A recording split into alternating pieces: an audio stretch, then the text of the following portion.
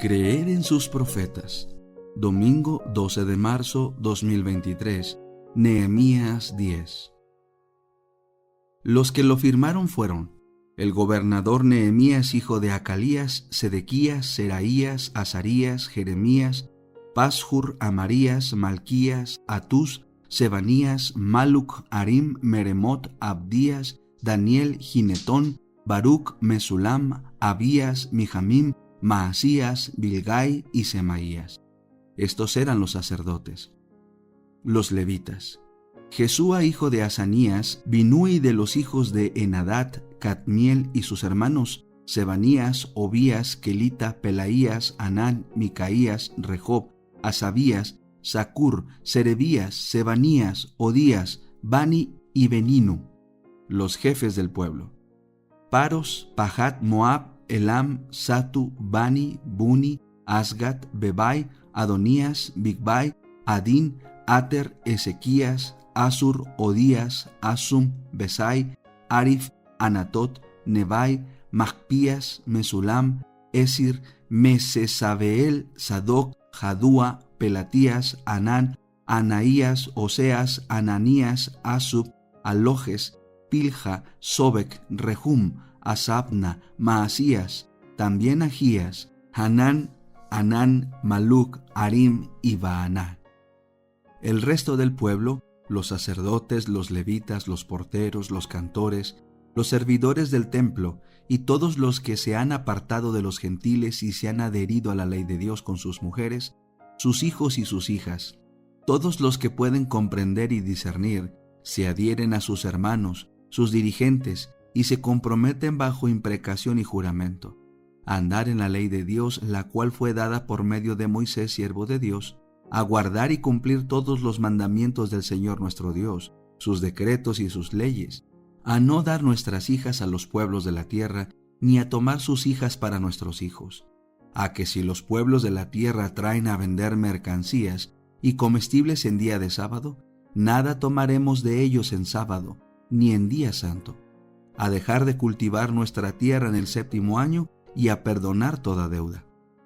Nos impondremos la obligación de contribuir con 4 gramos al año para la obra de la casa de nuestro Dios, para el pan de la presentación y la ofrenda vegetal continua, para el holocausto continuo y el de los sábados, lunas nuevas y fiestas solemnes, para las ofrendas santas y los sacrificios por el pecado, a fin de hacer expiación por Israel y por toda la obra de la casa de nuestro Dios. También hemos hecho un sorteo entre los sacerdotes, los levitas y el pueblo, con respecto a la ofrenda de leña para traerla a la casa de nuestro Dios, según nuestras casas paternas, en los tiempos determinados cada año, para hacerla arder sobre el altar del Señor nuestro Dios, como está escrito en la ley. Nos comprometemos a traer cada año a la casa del Señor las primicias de nuestra tierra y las primicias del fruto de todo árbol, así como los primogénitos de nuestros hijos y de nuestros ganados, como está escrito en la ley, y a traer a la casa de nuestro Dios a los sacerdotes que allí sirven, los primogénitos de nuestras vacas y de nuestras ovejas. Llevamos a los sacerdotes a las cámaras de la casa de nuestro Dios las primicias de nuestras masas, de nuestras ofrendas, del fruto de todo árbol, del vino y del aceite. Llevaremos el diezmo de nuestra tierra a los levitas, porque ellos, los levitas, reciben el diezmo de nuestras labores en todas las ciudades.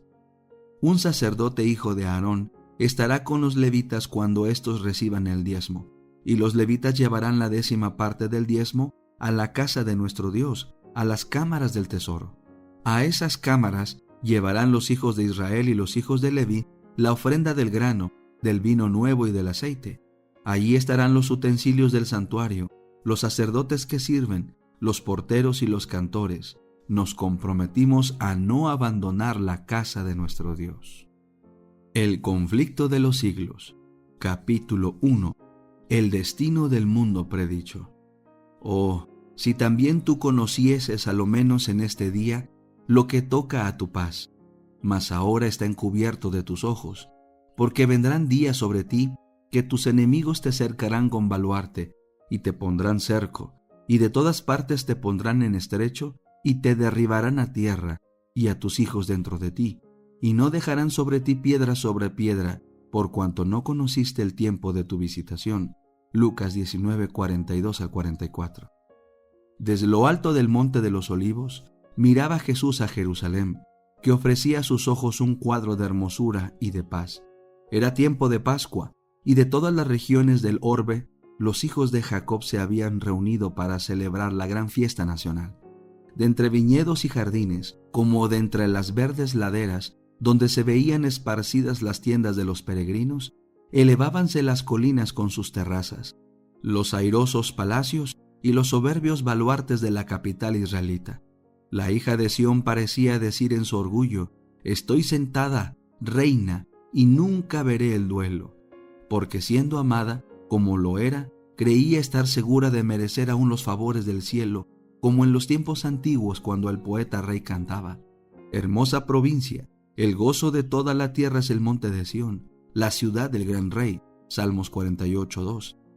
Resaltaban a la vista las construcciones espléndidas del templo, cuyos muros de mármol blanco como la nieve estaban entonces iluminados por los últimos rayos del sol poniente, que al hundirse en el ocaso hacía resplandecer el oro de puertas, torres y pináculos, y así destacábase la gran ciudad, perfección de hermosura, orgullo de la nación judía. ¿Qué hijo de Israel podía permanecer ante semejante espectáculo sin sentirse conmovido de gozo y admiración? Pero eran muy ajenos a todo esto los pensamientos que embargaban la mente de Jesús. Como llegó cerca, viendo la ciudad, lloró sobre ella. Lucas 19:41. En medio del regocijo que provocara su entrada triunfal, mientras el gentío agitaba palmas y alegres hosanas repercutían en los montes y 1000 voces le proclamaban rey, el Redentor del mundo se sintió abrumado por súbita y misteriosa tristeza. Él, el Hijo de Dios, el prometido de Israel, que había vencido a la muerte arrebatándole sus cautivos, lloraba, no presa de común abatimiento, sino dominado por intensa e irreprimible agonía. No lloraba por sí mismo, por más que supiera a dónde iba. El Getsemaní, lugar de su próxima y terrible agonía, que se extendía ante su vista. La puerta de las ovejas se divisaba también. Por ella habían entrado durante siglos y siglos las víctimas para el sacrificio, y pronto iba a abrirse para él, cuando como cordero fuera llevado al matadero. Isaías 53:7. Poco más allá se destacaba el Calvario, lugar de la crucifixión. Sobre la senda que pronto le tocaría recorrer, iban a caer densas y horrorosas tinieblas, mientras él entregaba su alma en expiación por el pecado. No era, sin embargo, la contemplación de aquellas escenas lo que arrojaba sombra sobre el Señor en aquella hora de gran regocijo, ni tampoco el presentimiento de su angustia sobrehumana lo que nublaba su alma generosa.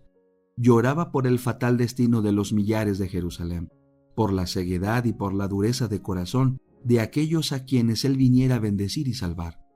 La historia de más de 1000 años durante los cuales Dios extendiera su favor especial y sus tiernos cuidados en beneficio de su pueblo escogido, desarrollábase ante los ojos de Jesús. Allí estaba el monte Moria, donde el hijo de la promesa, cual mansa víctima que se entrega sin resistencia, fue atado sobre el altar como emblema del sacrificio del Hijo de Dios. Allí fue donde se le había confirmado al Padre de los creyentes el pacto de bendición y la gloriosa promesa de un Mesías. Génesis 22:9, 16 al 18. Allí era donde las llamas del sacrificio, al ascender al cielo desde la era de Ornán, habían desviado la espada del ángel exterminador. Primero de Crónicas 21. Símbolo adecuado del sacrificio de Cristo y de su meditación por los culpables, Jerusalén había sido honrada por Dios sobre toda la tierra. El Señor había elegido a Sión, la quiso por morada suya. Salmo 132:13. Allí habían proclamado los santos profetas durante siglos y siglos sus mensajes de amonestación.